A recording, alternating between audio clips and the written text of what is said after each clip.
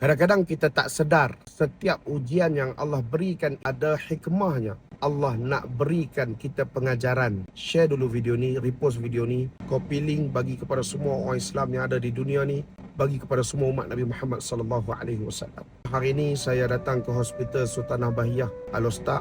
Saya menziarahi abang saya yang aksiden patah 5 tulang rusuk patah bau, dan juga menziarahi guru saya Ustaz Nizam. Apa yang memberikan kesedaran kepada saya yang pertama sekali, betapa nikmatnya kesihatan yang Allah berikan dalam kehidupan kita. Berapa ramai dalam kalangan masyarakat kita hari ini yang tidak menghargai kesihatan yang Allah berikan kepada kita. Bila mana kita sakit, barulah kita rasa kehilangan. Yang kedua, betapa bernilainya nikmat nilai masa dan waktu lapang. Bagaimana Allah sediakan masa yang terhad kepada kita dan peluang yang Allah berikan untuk kita bertaubat kepada Allah Subhanahu Wa Taala. Yang ketiga, kehidupan kita ini tidak kekal selama-lamanya. Ada kala kita diuji, ada kala kita diberikan nikmat, ada kala kita ditarik semula akan nikmat yang Allah berikan kepada kita.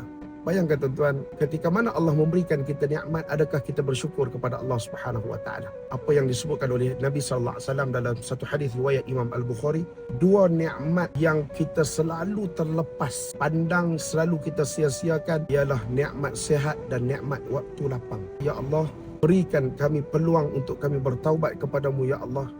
Berilah kami nikmat masa untuk kami terus beribadah kepadamu ya Allah.